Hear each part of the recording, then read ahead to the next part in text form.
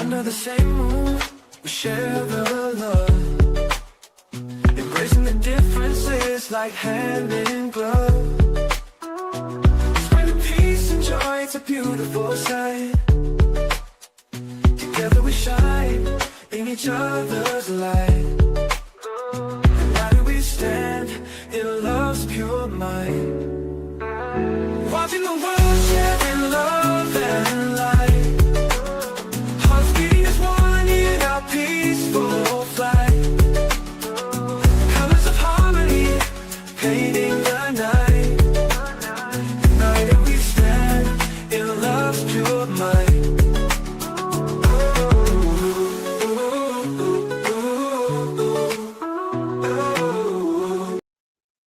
Good afternoon, everyone. Welcome to News at Noon with Watching the World on this special day as we remember the greatest of the United States, Martin Luther King, who changed the lives for many of us, especially as we think about times past. Today, we're going to get into this whole subject in regards to some of the key details, some of the top stories, some of the hot topics, especially when it comes to the evil. Sometimes we pull back the lid and we see things we're not proud of, especially in our own neighborhoods, especially here in New York. People are actually fighting back against what's happening in Minnesota and throughout the land, even throughout the world. In Sudan, so many people are just being unalived for no apparent reason other than hatred. But today we're going to start off with the first story, and it's quite the story in regards to Minnesota. All eyes on Minnesota. Let's get to it. Here now to weigh in is White House Deputy Chief of Staff and Homeland Security Advisor Stephen Miller. Stephen, this week the president doubled down on that promise to take on sanctuary cities, saying they do everything possible to protect criminals at the expense of American citizens.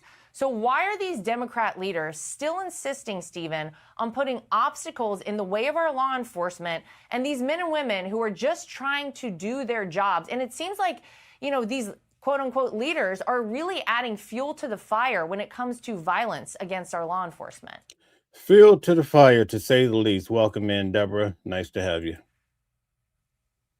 Yes, well, sanctuary cities are jurisdictions that shield and shelter criminal illegal aliens from deportation.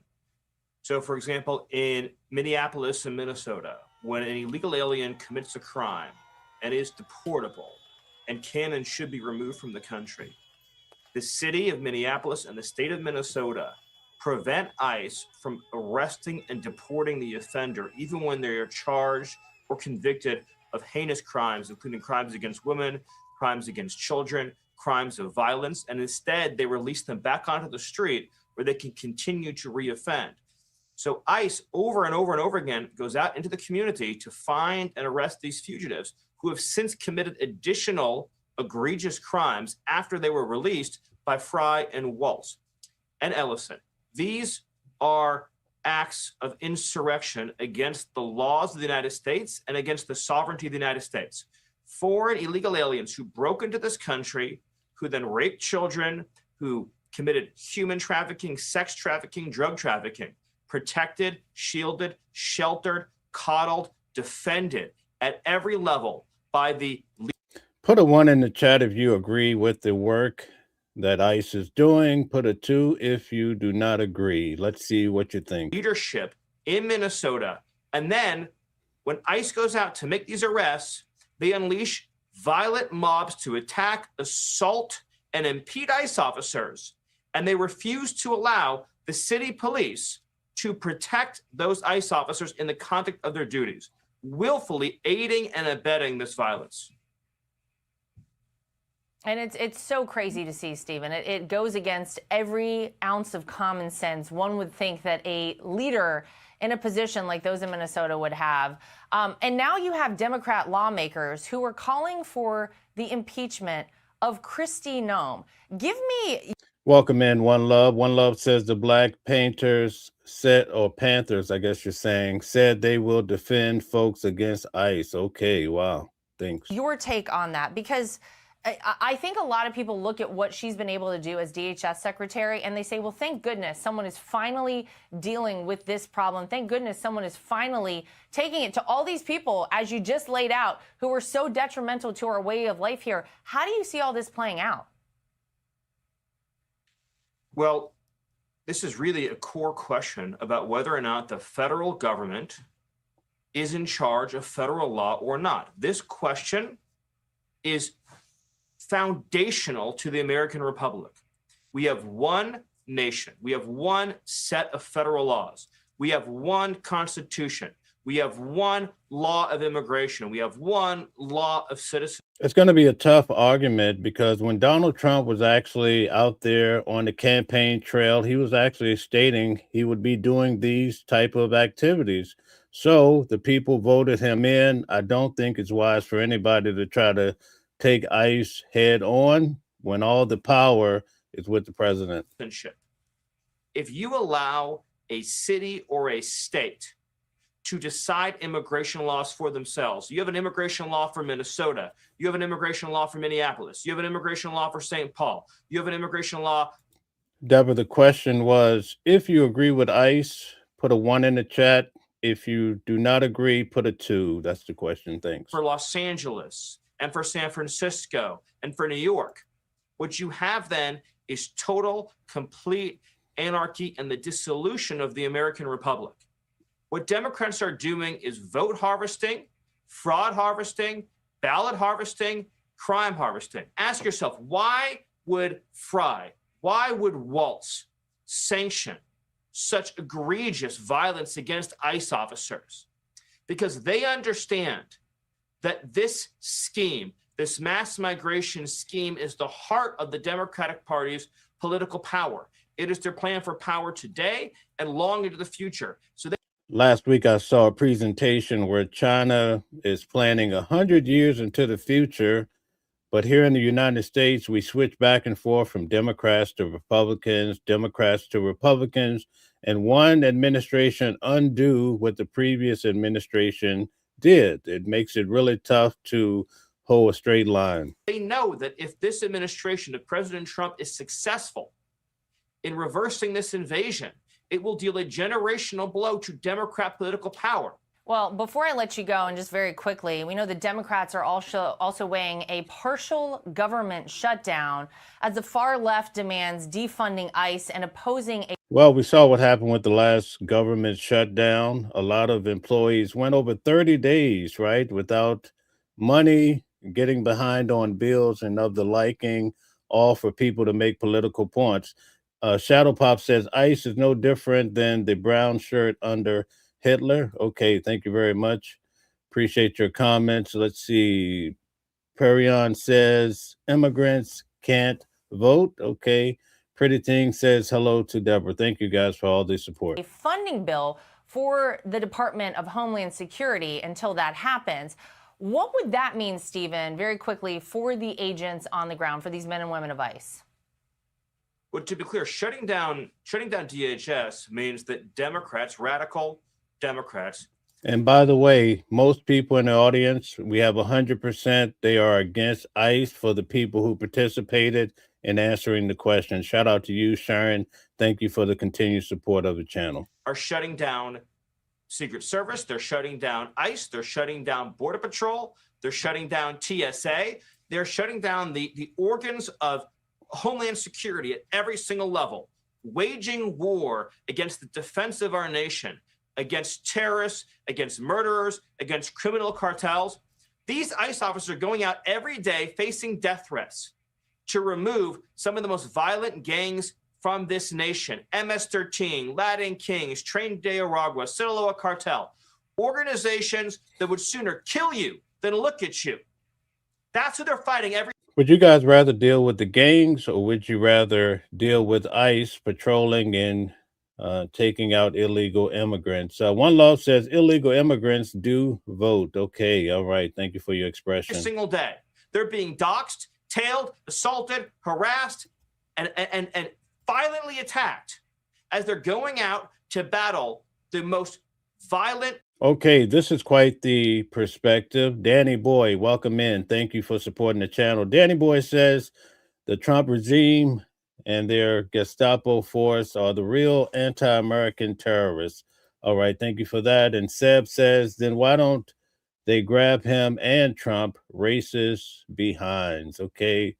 AI Smart City says, ICE, good work. Okay, or God work. Now we're going to move on to the guest of the hour of our memory, and that's going to be the man who changed the lives for so many Americans. As you may know, Donald Trump really wants the Nobel Peace Prize. Today we're going to get a chance to hear from a man of our memory, a good man, as he breaks down his Nobel Peace Prize speech for changing the lives of so many people for the good. We do this well right on his birthday.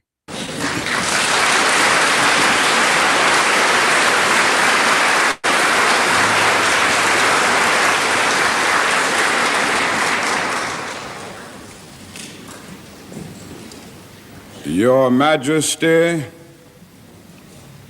Your Royal Highness, Mr. President, Excellencies, ladies and gentlemen, I accept the Nobel Prize for Peace at a moment when 22 million Negroes of the United States are engaged in a creative battle to end the long night of racial injustice. I accept this award on behalf of a civil rights movement which is moving with determination and a majestic scorn for risk and danger to establish a reign of freedom and a rule of justice. I am mindful that only yesterday in Birmingham, Alabama, our children crying out for brotherhood were answered with fire hoses, snarling dogs, and even death. I am mindful that only yesterday in Philadelphia, Mississippi, young people seeking to secure the right to vote were brutalized and murdered.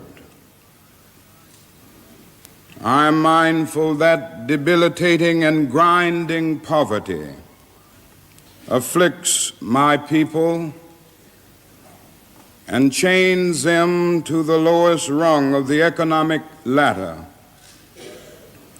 Therefore, I must ask why this prize is awarded to a movement which is beleaguered and committed to unrelenting struggle, to a movement which has not yet won the very peace and brotherhood which is the essence of the Nobel Prize. After contemplation, I conclude that this award which I receive on behalf of that movement is a profound recognition that nonviolence is the answer to the crucial political and moral questions of our time. The need for man to overcome oppression and violence without resorting to violence and oppression. Civilization and violence are antithetical concepts. Negroes of the United States, following the people of India, have demonstrated that nonviolence is not sterile passivity, but a powerful moral force which makes for social transformation. Sooner or later, all the peoples of the world will have to discover a way to live together in peace and thereby transform this pending cosmic elegy into a creative psalm of brotherhood. If this is to be achieved, man must evolve for all human conflict a method which rejects revenge, aggression, and retaliation. The foundation of such a method is love. The tortuous road which has led from Montgomery, Alabama to Oslo bears witness to this truth. This is a road over which millions of Negroes are traveling to find a new sense of dignity. This same road has opened for all Americans a new era of progress and hope. It has led to a new civil rights bill, and it will, I am convinced, be widened and lengthened into a superhighway of justice as Negro and white men in increasing numbers create alliances to overcome their common problems. I accept this award today with an abiding faith in America and an audacious faith in the future of mankind. I refuse to accept despair as the final response to the ambiguities of history. I refuse to accept the idea that the isness of man's present nature makes him morally incapable of reaching up for the eternal oughtness that forever confronts him.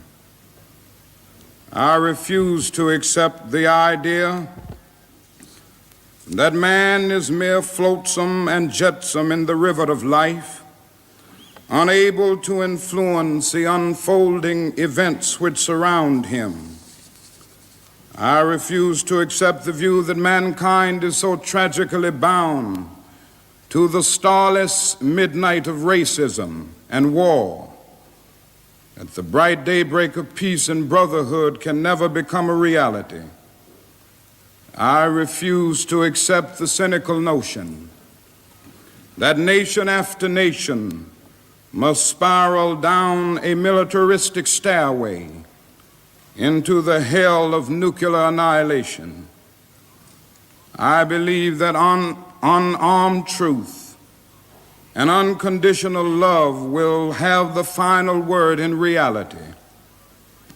This is why right temporarily defeated is stronger than evil triumphant. I believe that even amid today's mortar bursts and whining bullets, there is still hope for a brighter tomorrow. I believe that wounded justice, lying prostrate on the blood-flowing streets of our nations, can be lifted from this dust of shame to reign supreme among the children of men. I have the audacity to believe that peoples everywhere can have 3 meals a day for their bodies, education and culture for their minds, and dignity, equality, and freedom for their spirits. I believe that what self-centered men have torn down, men other-centered can build up. I still believe that one day mankind will bow before the altars of God and be crowned triumphant over war and bloodshed and nonviolent redemptive goodwill proclaim the rule of the land, and the lion and the lamb shall lie down together, and every man shall sit under his own vine and fig tree, and none shall be afraid. I still believe that we shall overcome. This faith can give us courage to face the uncertainties of the future. It will give our tired feet new strength as we continue our forward stride toward the city of freedom. When our days become dreary with low hovering clouds, and our nights become darker than 1,000 midnights, we will know that we are living in the creative turmoil of a genuine civilization struggling to be born. Today I come to Oslo as a trustee, inspired and with renewed dedication to humanity. I accept this prize on behalf of all men who love peace and brotherhood.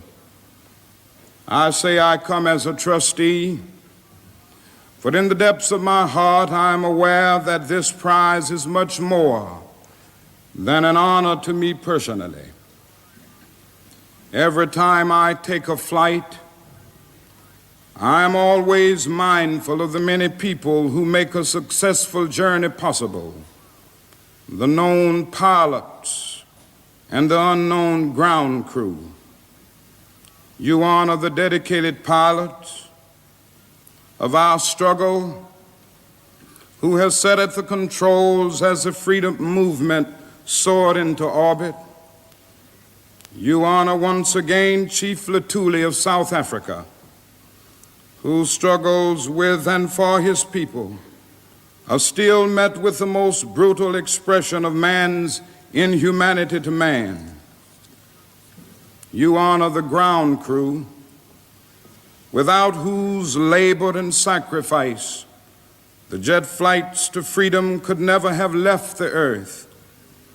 Most of these people will never make the headlines, and their names will never appear in Who's Who. Yet when years have rolled past, and when the blazing light of truth is focused on this marvelous age in which we live, men and women will know and children will be taught that we have a finer land, a better people, a more noble civilization, because these humble children of God were willing to suffer for righteousness' sake. I think Alfred Nobel would know what I mean when I say I accept this award in the spirit of a curator of some precious heirloom which he holds in trust for its true owners, all those to whom truth is beauty and beauty truth, and in whose eyes the beauty of genuine brotherhood and peace is more precious than diamonds or silver or gold. Thank you. What a beautiful speech for his Nobel Peace Prize, something that Donald Trump wants drastically. In fact, in the news headlines today, Donald Trump is making the headlines in regards to Greenland and the association of Greenland and the Nobel Peace Prize. Guys, let the trolls stay in the chat. They need a place too. It's okay. I understand. A lot of people need help. Let's move on. We're going to talk about this whole deal with Donald Trump in Greenland. Development in President Trump's push to take over Greenland as European leaders meet to discuss an emergency response to his new tariff threat. The president sent a letter to Norway's prime minister. According to a diplomat who's seen the note, he wrote in part, quote, "Dear Jonas, considering your country decided not to give me the Nobel Peace Prize for having stopped 8 wars plus, I no longer feel an obligation to think purely of peace, although it will always be predominant, but can now think about what is good and proper for the United States of America." CNN's Melissa Bell joins us live from Paris this morning. The Prime Minister of Norway now saying, yeah, that's the letter I got from President Trump talking about the Nobel Peace Prize. It's a pretty remarkable development. It's a remarkable tone that struck in that letter, dear Jonas, that fit of pique almost at not having received the Nobel Peace Prize used as justification. Put a 1 in the chat if you think Donald Trump should receive the Nobel Peace Prize based on what he has done between his one reign as the president the first time around, and he's been in another year. Tell us what you think. Put a 2 if you think he should not get it. 3 if you just don't care at all. For all that we've seen over the course of the weekend, and that is, John, this extraordinary ratcheting up of this pressure on Europe to try and force them essentially to hand over or sell Greenland to the United States, which is an extraordinary turn of events that now tariffs should be being used at this particular moment to try and exert pressure on Europe. And that timing is really unfortunate, John, for a number of reasons. First of all, because in front of European lawmakers was due this week the very deal that was signed last summer to avert a trade war between the United States and Europe, the trade deal that sets American tariffs at 15% and that prevents the European Union from... Guys, take a moment, hit the like button, share, and subscribe. I see a lot of hostility today in the comments, more than usual. We ask that you guys can pay attention to what Martin Luther King said about peace over pretty much everything else. And also he spoke about having love. So for the sake of this day, could we just try to get along? Thank you. Imposing levies on the United States. What we understand now is that European lawmakers are not going to pass that deal as a result of these renewed threats of fresh tariffs on European Union countries. What that means is that if the deal is not agreed upon, Guys, most people in the audience do not feel that Donald Trump should receive the Nobel Peace Prize. Okay. Retaliatory 93 billion euro worth of European counter tariffs that had been threatened at the time before the deal was reached would come into effect in February. So really what you're seeing is the European Union preparing to answer very forcefully after a great deal of outrage expressed over the course of the last couple of days as a result of these renewed threats. The reimposition, therefore, of retaliatory tariffs being prepared even now by the European Commission, even though officially what we've heard this morning from the Commission spokesman, John, is that Europe is looking for de-escalation, they're looking for compromise, dialogue and negotiation, even as they prepare for these very forceful tactics. And beyond the imposition of these frozen retaliatory tariffs lies the possibility of what's been described as the bazooka option. So Greenland came forward and they tell a different story than what Donald Trump has presented in regards to China having the warships at sea, right? They said they haven't seen a ship at any aggressive China ship in at least a decade. So we're getting different narratives. What do you guys believe? That's the real question. Donald Trump definitely wants the Nobel Peace Prize. That's definitely something that he has spoken about tremendously. But when it comes to Greenland, I do not think that they will be able to stop Donald Trump from his mission. I think it's a part of the plan. We're going to move on and hear what the Europeans are actually saying in regards to Donald Trump and this whole UK deal. Let's listen to the speech that was given within the last 24 hours.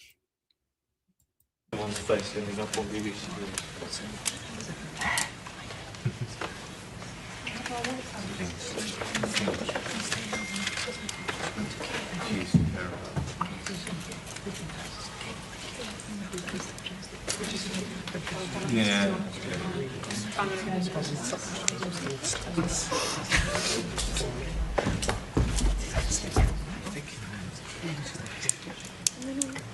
White flag. 3-5. Turn around, Freddie.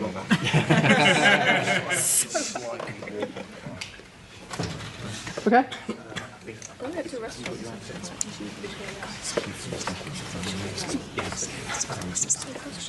Yeah.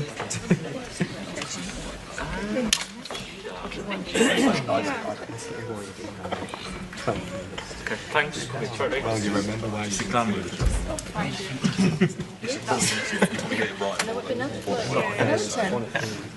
I don't know, do you do that though? Yeah. So if you do it now, what would it give you? It doesn't tell you, that's the problem. Yeah. You're right. Well, I think.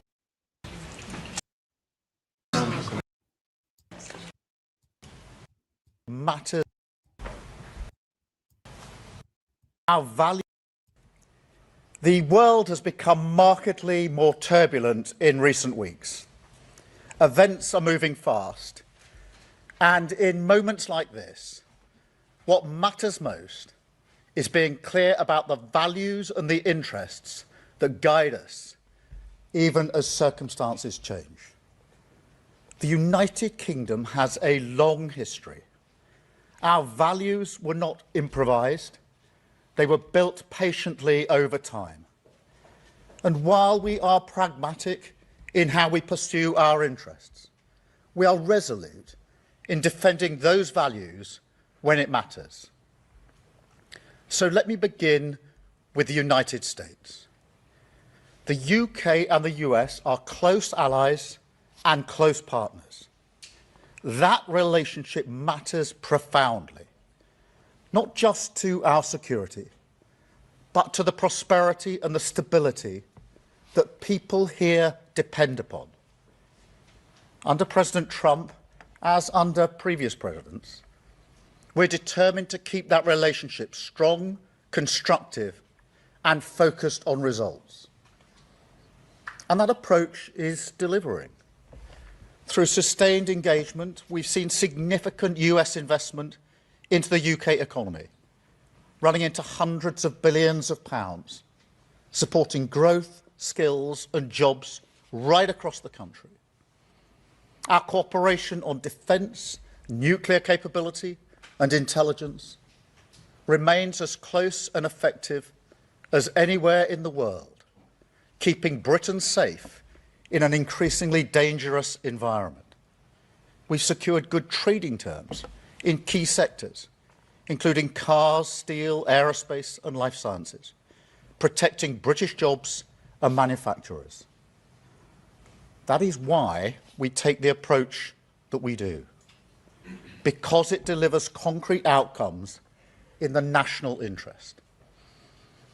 I talk regularly to President Trump, and my team is in daily contact with all the key figures in his administration. These relationships matter. They deliver concrete outcomes in the national interest. Mature alliances are not about pretending differences don't exist. They are about addressing them directly, respectfully, and with a focus on results. On Greenland, the right way to approach an issue of this seriousness is through calm discussion between allies. And let's be clear, the security of Greenland matters. And it will matter more as climate change reshapes the Arctic, as sea routes open and strategic competition intensifies. The High North will require greater attention, greater investment, and stronger collective defence. The United States will be central to that effort, and the UK stands ready to contribute fully alongside our allies through NATO. But there is a principle here that cannot be set aside, because it goes to the heart of how stable and trusted international cooperation works.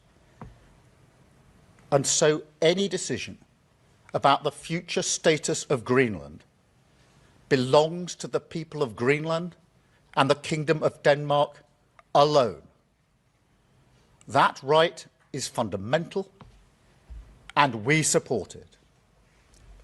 Denmark is a close ally of the United Kingdom and of the United States, a proud NATO member that has stood shoulder to shoulder with us, including at real human cost in recent decades. Alliances endure because they're built on respect and partnership, not pressure. That is why I said the use of tariffs against allies is completely wrong. It is not the right way to resolve differences within an alliance. Right now, that amount for the tariff is 10%, by the way. Nor is it helpful to frame efforts to strengthen Greenland's security as a justification for economic pressure. Such measures hurt British workers, British businesses, and the British economy. And that is why I've been so clear on this issue. A trade war is in no one's interest. And my job is always to act in the UK's national interest.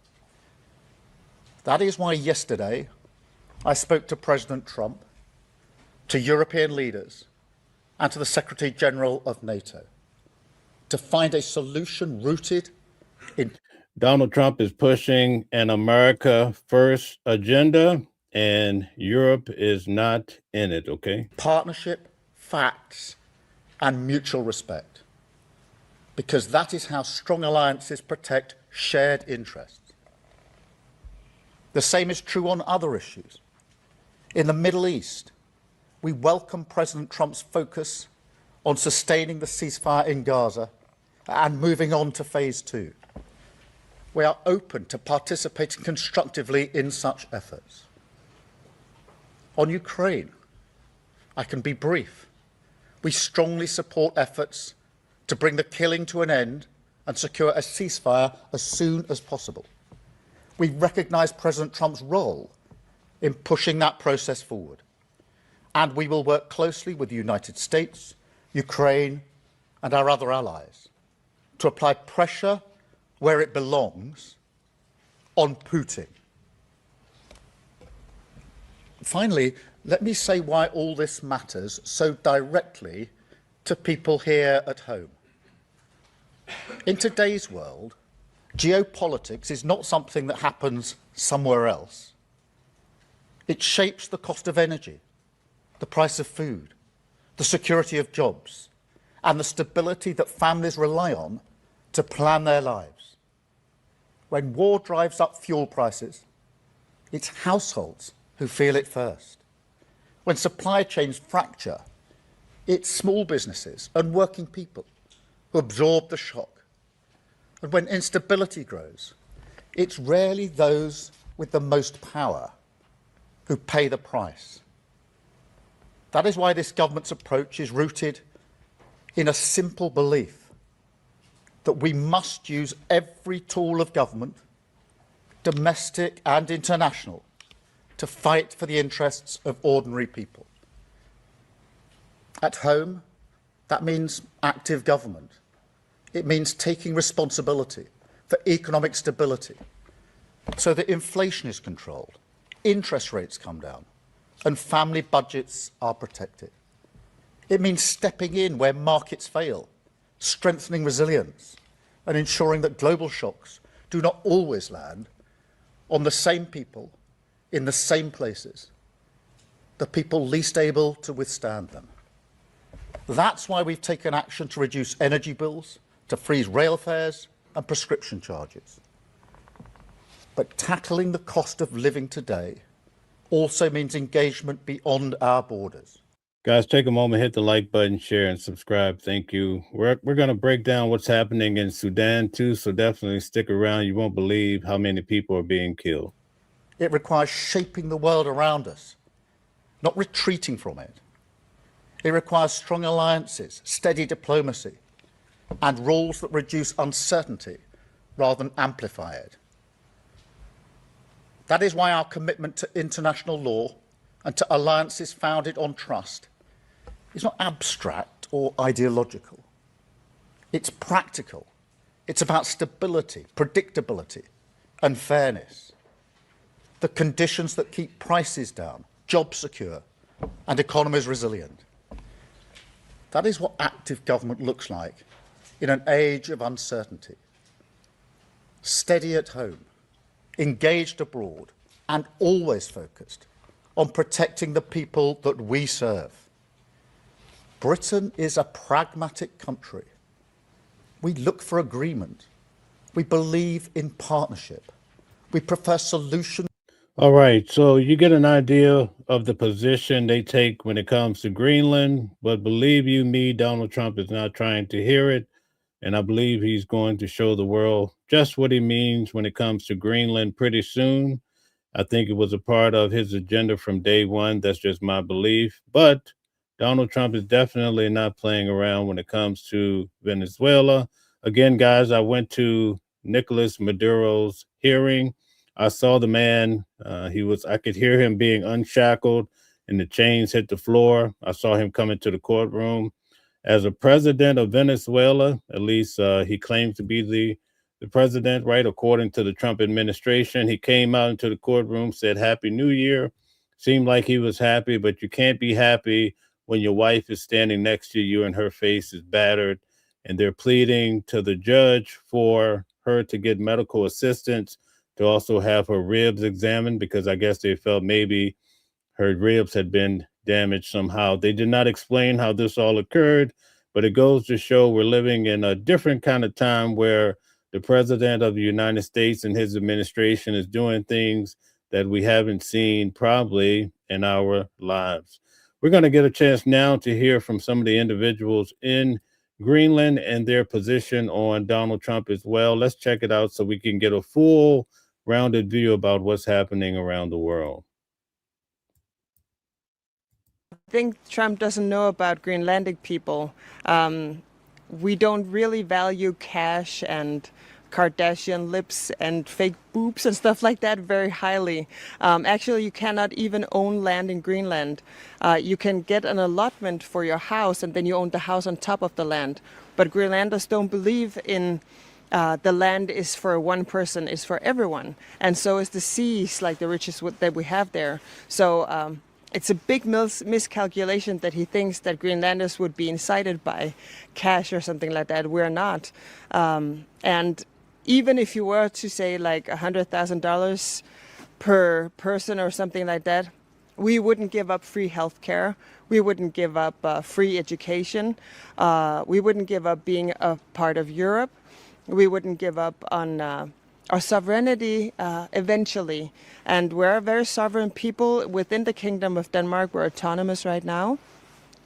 We do not want to be rich like the Americans are. See how greedy they are. They're even trying to shoot their friends or invade their All right. She says Americans are greedy. Is that what you guys agree with? friends just for greed. And we know that there's minerals and oils possibly in our underground, and that's worth so much more even than that. But even if we didn't have that, we would still not be bought. So everyone here knows about the Inuit in Alaska and all of the native tribes, Indians, American Indians who are there. Their land was taken from them and they haven't been treated that well in America. And we know that Trump is very much surrounding himself, at least with the white power people. And we are not white, as you can see. We are of color. And so we know our rights probably would be taken away. And we also know that we're very good as we are together with Denmark. As mentioned before, we have free healthcare, we have free study. Whatever you want to study, you can do that for free. And actually, government will give you money to study.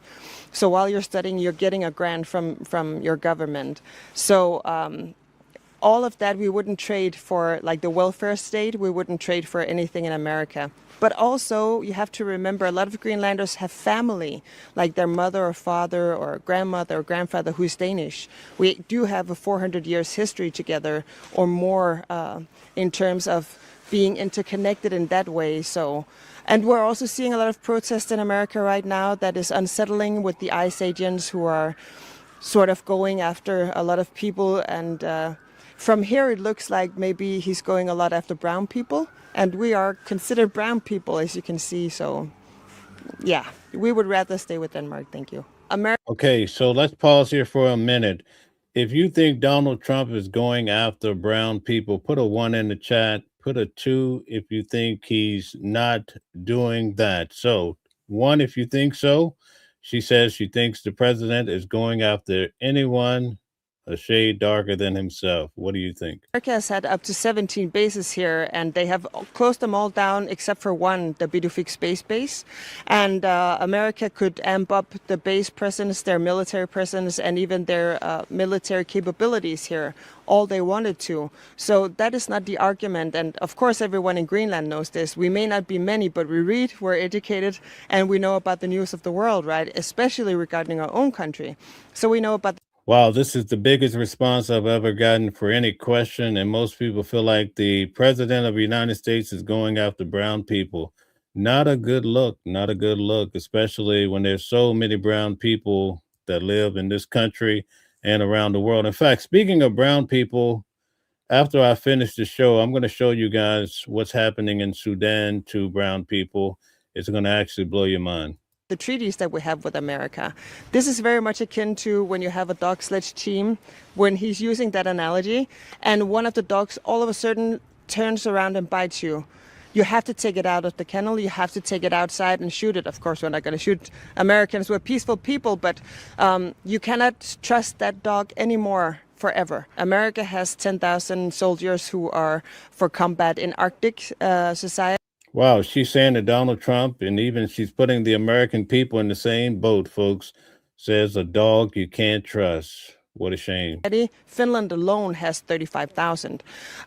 We also could impose, if we wanted to escalate stuff, we could also impose like dropping all American treasury bonds, right? That would hurt. We also have, when you look at France and Canada and all of the allies that are coming to our rush right now, a very big arsenal actually of soldiers and of weapons especially. I mean, America had to borrow Denmark's warship for Arctic seas. So, I mean, it's not a given that America would win here.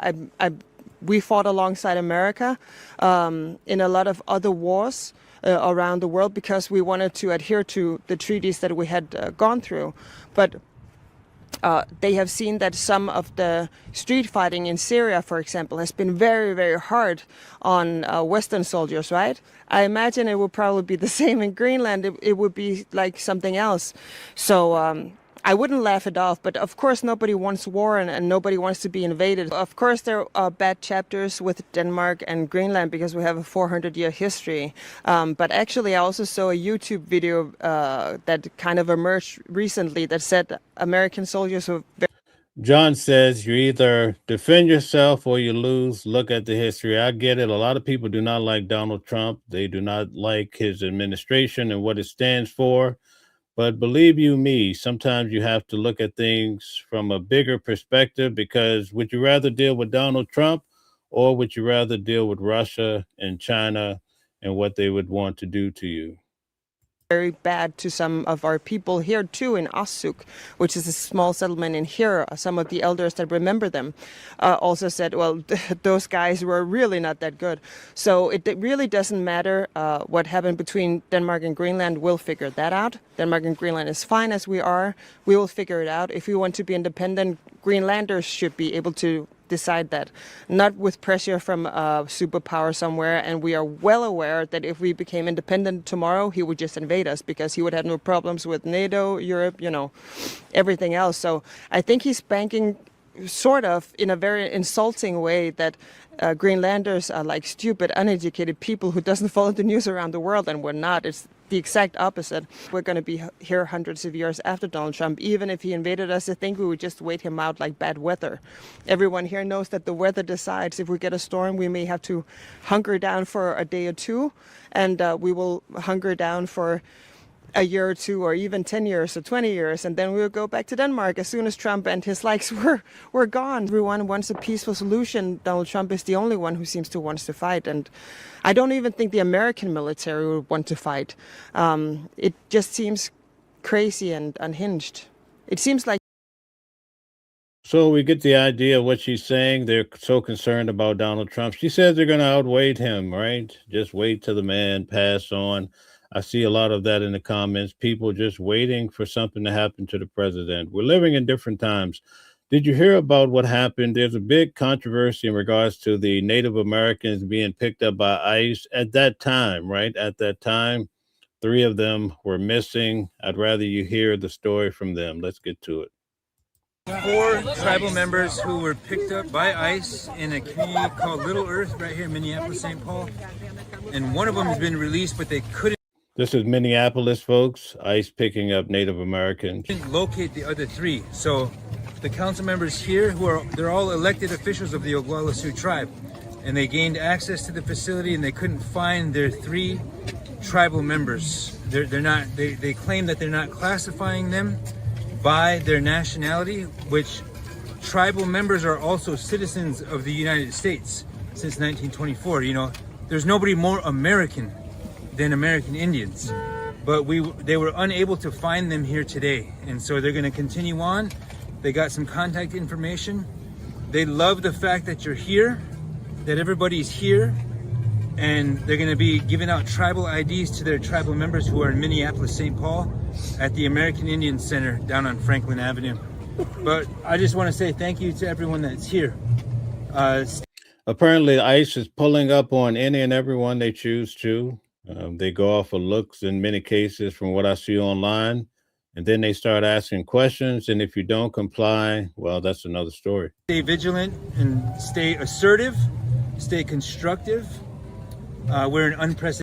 We want to be a problem-solving channel. What could you do to prepare for ICE, we'll call it interviewing you? What would you guys suggest to your children if they're walking from a school bus or walking into Target and they get questioned by ICE? Are you preparing yourself and your children, your family members, people you love for these type of moments? At times, the way that I see it. So my name is Chase Iron Eyes. I'm an Oglala Sioux tribal member. I'm a constituent of the elected officials that made a trip all the way here. And that is Don Roy Gosper. I just want to recognize them for a second. Councilman Don Roy Gosper, Councilman George Dreamer, Councilman Garfield Steele, Councilman Tyler Lunderman, and there's one more, Councilman Ryan Jump. All right, Tom says show ID. All right, do you have your ID? Are you taking it with you everywhere you go? Eagle. They came all the way here to retrieve their tribal members who were captured by ICE.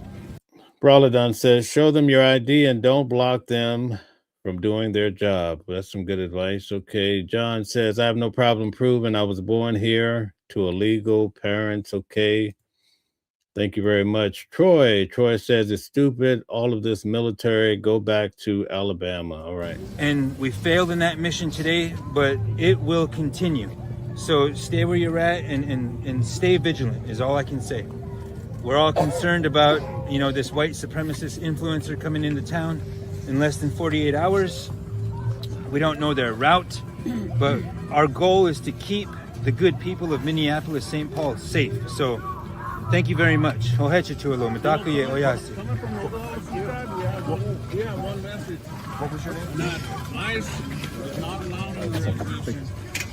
We're closing our borders to any ICE agents. You're not allowed to come terrorize our tribal members on our homeland. You're not allowed on our fucking reservation. Period. Thank you. Oh. Okay, so he says they're not allowed on the reservations. They better leave them alone, right? They're supposed to be well-protected people, but it looks like they're getting snatched up too, folks. They're getting snatched up. Okay, so officially this ends our news at noon, but I want to do an extra bit here today based on the Martin Luther King big day. Everybody is bringing back those good memories. But now we're going to look at something that's happening around the world that's not so beautiful. In fact, I'm going to pull this up. I hope you guys understand that this is something that I want to bring awareness to, and it goes to show why you need a strong president, why you need to live in a strong place, because this world has some cruel people that don't mind snatching your life. They even have young kids out here taking the lives of adults and anyone else. It's a tough world. Do you want to live in a place where you do not have strength, or would you rather live in a place that's pretty strong? Let's get to it. I want to break this down today for the next, I think it's going to be about 30 minutes. I would like to hear from you guys to see your viewpoint on this very important matter too. But it helps me understand why so many people that come from other countries are so freely throwing around the N-word. I hear these guys just talking about the N-word when they're talking about women, about men. And I said, why do they do this so freely? Well, now I'm going to help you guys to understand why. It all goes back to how you're raised and the culture that people come from. Let's get to it. Do you know what's happening in Sudan? Sudan? Do you know?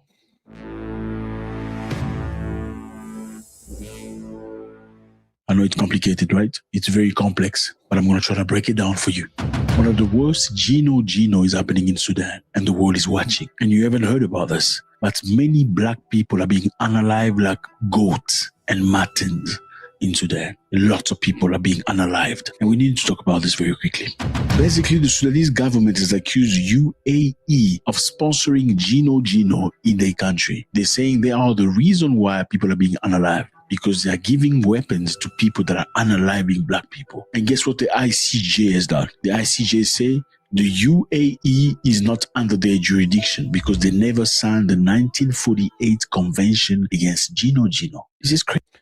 Did you notice when Martin Luther King said people are giving up peace over a piece of gold and silver? Well, you're going to see how gold plays a key part as to why people are just being unalive at a large scale.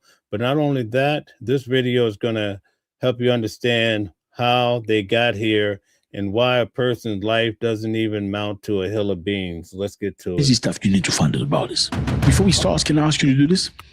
Okay, let's do this, please. It costs you nothing. We feel appreciated. It's done. Great stuff.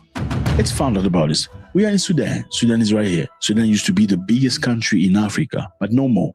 It's now two different countries. There's Northern Sudan and Southern Sudan. The Northern Sudan is run by Arab-looking Africans, and the Southern Sudan is run by black people. Let's get back in time so we can understand. How did they fall out? What happened? Sudan got its independence in 1950. So Northern Sudan is Arab-looking individuals, right? Southern Sudan is the blacks, okay? That's a key point here. From the British and Egypt. Basically, Sudan has a population of Arabs in the north, Muslims, and in the southern is occupied by black people who are mostly Christian and sometimes animist and African believers. Now, after many years, there used to be...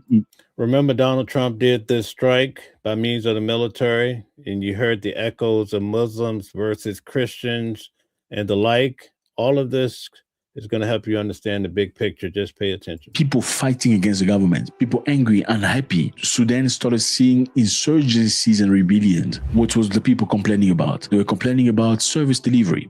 They were mostly black people saying we are not being looked after. Basically, after independence, the government was run by Arabs, big institution by Arabs, hospitals, and every other thing. So in other words, the Sudanese government was only looking after the Arab-looking people in Sudan and not the black people. So the black people in Sudan felt neglected and abandoned. Therefore, they started claiming, saying, you need to look after us, or else we want to be separated, autonomous state. We want to run ourselves. Now, obviously, the Arabs didn't like that. I mean, a bunch of black people trying to act weird. Let's shut them up.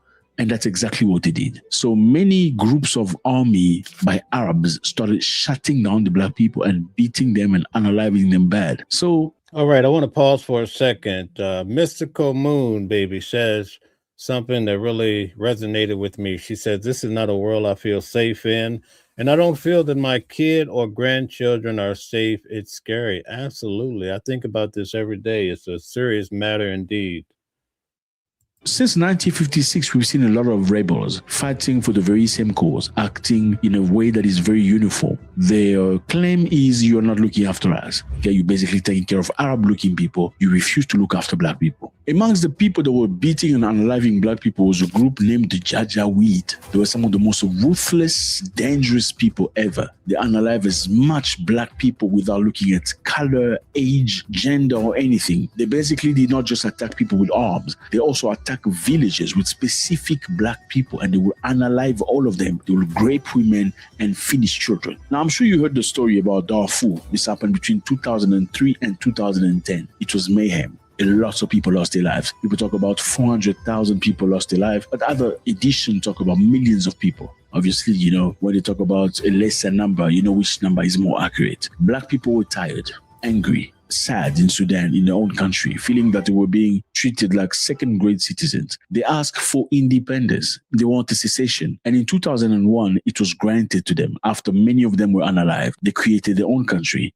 which is this one, South Sudan. Now, in 2013, you remember the group I spoke to you about, the Janjaweeds, were now formalized. They were not a rebel group anymore. The government acknowledged them. They were sponsored by the governments to continue doing the work they were doing. So let me just remind you here, even though the black people of Sudan created South Sudan, some other black people couldn't go into South Sudan because of their physical location, meaning South Sudan, it's geographically in the south of Sudan, but not all black people are in the south of Sudan. But the only place that's got independence was south of Sudan. So many other black people in Sudan remained in the north and other places. Now they continue to be persecuted. They unalive them like muttons. For what reason? The very same reason for which the black people in the south left. They were undermined, neglected, and underserviced.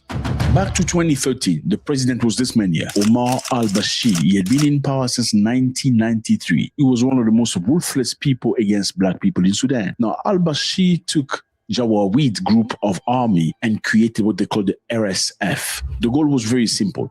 Let's clean up the Janjaweed name because they've unalived too many people. They've done so much atrocity and give it a bit of a... So the president, he actually took this extreme group and recognized them and gave them power, right? And notice who they turn on to kill even more of. Formal name so people can forget about what they did in the past. And basically after doing that... So he repackaged, right? The president repackaged this terror group and gave them a new name so individuals would forget about what they had previously done, all the cruelty and unaliving of individuals, right? This is all going to play a key part in how the people today are so oppressed and losing their lives by the wholesale. He did not understand that he created a parallel army. So the RSF became just as strong as the normal army because they received support and finances from the government. And on top of that, the RSF occupied many of the lands that got some of the goods of Sudan. Let me remind you here, Sudan is one of the biggest producers of gold. So the RSF occupied lands that was producing gold and mines, and they got used to that. As you would imagine, you know, usually when you put somebody in a... Does that ring a bell? They're going after the resources, right? It's about the resources. Where do we see individuals going after different countries' resources, right? It happens every day. Very common, in fact. Position of strength, and they realize they can actually get rich through this. They start building an appetite to the things. Now, the RSF was led by this man, Muhammad Hamdan Dagalo, or else Ahmedi. We're going to call him Ahmedi. And the army was run by this man, Abdel Fattah al-Burhan. So let's stop here. The president gave power to this vicious group, right? The leader of that group gains enough power, and also he collects the gold, a lot of riches. Then he comes after the guy who gave him power, the president. So fellas, we got here two different group of people. The regular army that is run by this man, and the RSF, which is a ruthless private army by the president that is run by this one. Now, fast forward 2019, people in Sudan are very angry. We're talking about northern Sudan. They're not happy with the president anymore because of service delivery. Food is expensive. Things are not good at all. People went down the street shouting angrily against the president. Guess what happened next? Well, these two generals say, you know what? The president has actually been here for way too long. How about we overthrow him so we can get our own president? That's exactly what they did. They threw out Omar al-Bashir from power, and they remained in power. Now, the goal, remember, was let's throw him over and bring another civilian so he can be the president. Well, that goal fell short because both of these guys, both of these leaders, each of them wanted to be the leader. Now, RSF refused to become a sub-element of the army because they felt like we're so strong, we have weapons, we have mines, we have gold. Why do we have to subject ourselves to the army? Because if we subject ourselves to the army, then we're losing our power.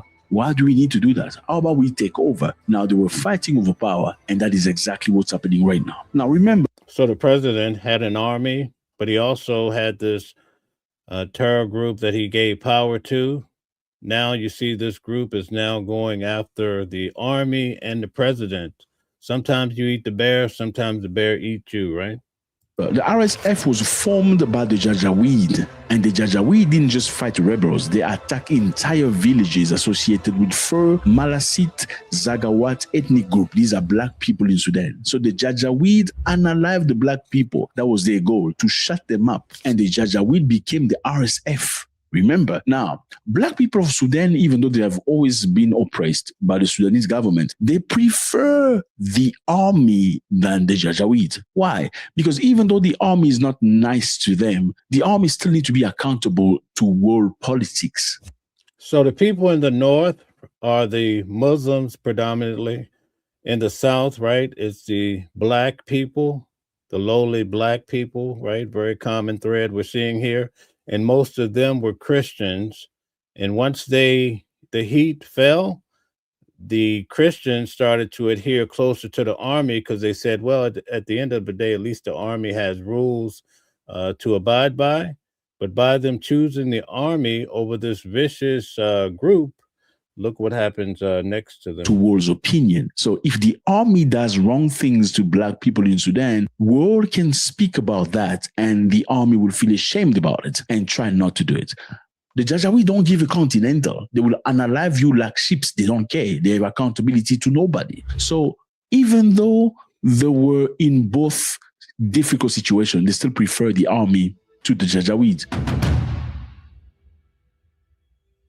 The Janjaweed campaign included mass killing, rape, forced displacement, leading to international condemnation and charges of genocide. Now, here comes the UAE. How is the UAE involved? Now, basically, the army is accusing the UAE of sponsoring the RSF that was created by the Janjaweed. So the army says the UAE is sending drones, weapons, Kalashnikov, and intelligence services, that means satellite imagery, to the RSF. And by doing so, they're allowing the RSF to unalive as many civilians as possible. And that is the Gino they are participating in. Matter of fact, the Sudanese government accused UAE of actually sponsoring Colombian fighters to go fight against the government in Sudan. Now, you're probably asking yourself a question to know, why is the UAE involved? Why are they there? It's very simple. Sudan is the third biggest producer of gold in the world. So Sudan sends gold to the UAE, who is the biggest client. That's number one. So the UAE has invested tremendously into the gold and tremendously into the gold in Sudan. And remember here, the mine... See, this is what Martin Luther King was talking about during his Nobel Peace Prize, right? If you leave man to control man, he's going to dominate man to injury every time. ...of gold are right now controlled by the RSF, not the army. So the UAE will prefer dealing with the RSF directly, which is an unstable army, than dealing with the regular government. Because if you go to the regular government, then you have to fill in the papers, you have to pay the millions of dollars for the deal, as opposed to a bunch of people that put arms together. You can just drop them a couple of millions and you can have access. This guy, Hercules, he wants a lot of attention in the chat. I don't mind you talking, but you're trolling and you're not making much sense. If you don't understand how any of these injustices in regarding black people, brown people, whoever, it affects in one part of the world, it affects people at a large scale throughout the world. So do not deceive your own self, but try to use some intelligence. Access to unlimited resources. So it's easier to deal with a disorganized bunch of killers than dealing with a structured army and government. The UAE has invested drastically on land, farmland in Sudan. Remember, the UAE is mostly desertic. Now, they need arable land to have their farms, their food, and everything. The UAE imports 90% of their food. And a lot of this come from Sudan. Now, they don't want to deal with the army, the regular people. They want to deal with the RSF. That's their choice. Now, why are we talking about this? Because today, the RSF has taken control of El Fasher, the last major city in Darfur held by the Sudanese armed force. So they're gaining terrain. Okay, they're beating the army, they're beating the regular army, and they're taking terrain. And they have vowed to crush the army to the last. Now, remember, these are the people that used to be the Janjaweeds. Their goal was to unalive black people. They've unalived many, many of them. If they crush the army, what does that mean? They're going to crush everybody else who support the army. And remember, black people of Sudan support the army because they prefer the army being the lesser of the evils than the other one. So just to finish up, there used to be many rebel fighters in Sudan, especially those in Darfur, South Kordofan, Blue Nile belong to black ethnic African group. These include the Fur, Malasit, and all of that. I think you understand a little bit where we're going. And people are not talking about this. They're talking about Gaza and everything else, which is great. But they're not talking about Sudan because black people are being unalive like muttons and goats. Nobody gives a continental about them. And right now, the UAE has been. So there you have it, folks. That gives you an idea why people are hard to understand. You would think that most people that are all of brown complexion would not be looking down on others, but these people get concepts. You don't know where they come from. And they use the word freely, just like sport. But here at Watching the World, we don't support it, especially in the comment section. So please do not use that word. I understand you could express yourself. But some things are sensitive, some things we do not stand for, and I'm definitely not with it, especially when you're basing this on your own life and because you've seen certain people be oppressed and you think you could do so too. We're just not having that. So we kindly ask that you be mindful, be respectful of other people and their space. Now, we know that in real life, it's very uncommon for certain people to roll up and strike someone or enforce themselves. But online, when you have the safety of your own home, it's so easy to use your Twitter fingers to say whatever you want to say. But certain words we just cannot stand for because a lot of this is coming from deep-seated feelings, feelings that we cannot condone. Thank you guys for tuning in today. We covered a lot of ground in regards to Donald Trump. Every day on this channel, we cover the hot topics, especially involving Donald Trump, the Epstein files. And by the way, still no Epstein files. We've been looking for Epstein files everywhere. We looked under rocks. We still cannot find those files. Meanwhile, the Clintons are in the hot seat and they refused to come and testify before the House committee because they say, well, this is just a distraction from you guys releasing the files that you made an oath, you made a commitment that you would release the Epstein files, and it has not happened yet.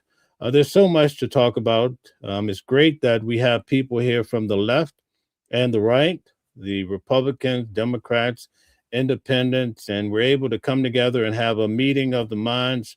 That's very hard to find on the internet because people tend to have this brainwashing. And once they swallow a concept whole, that's all they want to hear. They don't want to have any critical thinking. They don't want to talk to anyone that's going to interrupt their little peaceful world of believing something that may not be true. So it's very important that we test these ideas. We do so in a manner of intelligence, not berating our neighbors or people that may not look like us, may not come from the same place as us. They may not worship like us. They may not have the same amount of money we do. Does not mean that we cannot come to the table with some common sense. That's all we ask for. On Sundays, we have a show with Calvin Johnson at 7 p.m. Weekly legal review. We had that last night. Go back and check it out. Every day, Monday through Friday, we have News at Noon, where we cover these important topics as they're breaking. We try to put out the latest and greatest stories. We also go to court and cover some of the toughest cases, the high-profile cases. I've covered Diddy. I covered Donald Trump's case. I covered Nicolas Maduro, his wife, Luigi Mangione, Harvey Weinstein, and the list goes on and on. Please tune in on Wednesday night. I have Candace Kelly. She's a law professor in New Jersey. You'll see her on some big shows. It's nice to have her come on and help us to understand the news from the reference point of a high-level professor that's actually teaching lawyers. Would you imagine that? Also on Thursday night, we have a show with Mama Flips where she comes to really bring all the smoke to all of you guys who think you're tough guys, but you're not even ready for Mama Flips. I've seen her dismantle so many brothers that came through and thought that they could have a strong argument, and Mama Flips every Thursday night. She breaks them to pieces, and sometimes they go back home crying. At any rate, we look forward to seeing you guys tomorrow at News at Noon. We have a great week in store and so much more. Thank you so much. I see the comments are still pumping ahead. Thank you to all the moderators. I see Stella there. I see Deborah. So many people that are really helping the channel grow. Thank you to the individuals who took the time to like the video, share the video, subscribe to the channel.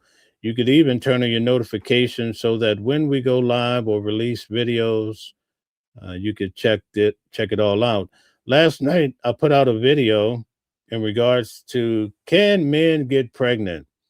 And that's the doctor that went before the House committee in accordance with the Supreme Court, trying to determine if it's okay for biological men to play in sports with women.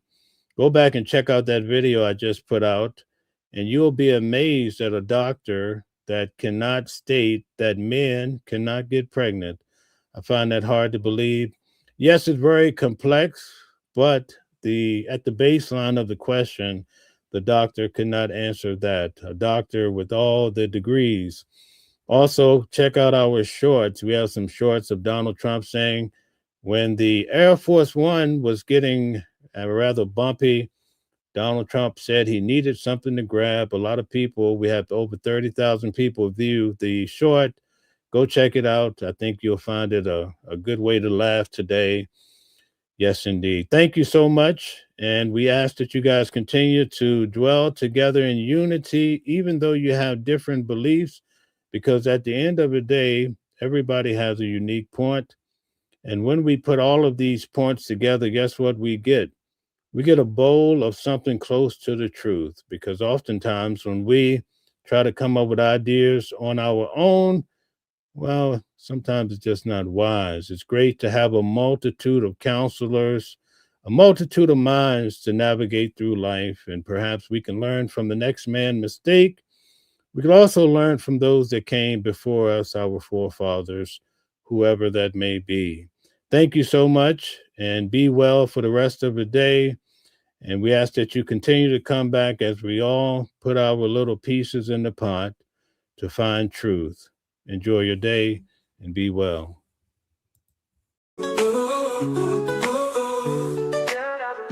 Different voices, but the same song.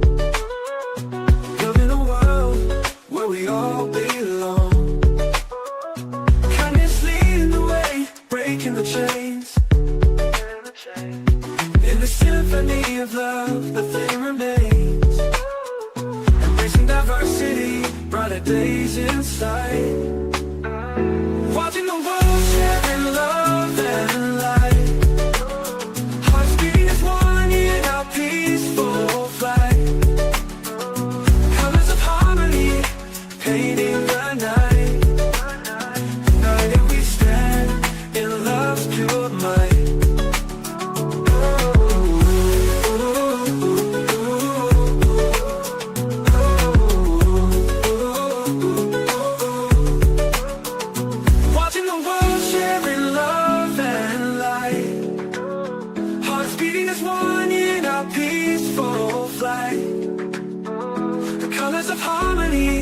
Painting the night. United we stand in love's pure might.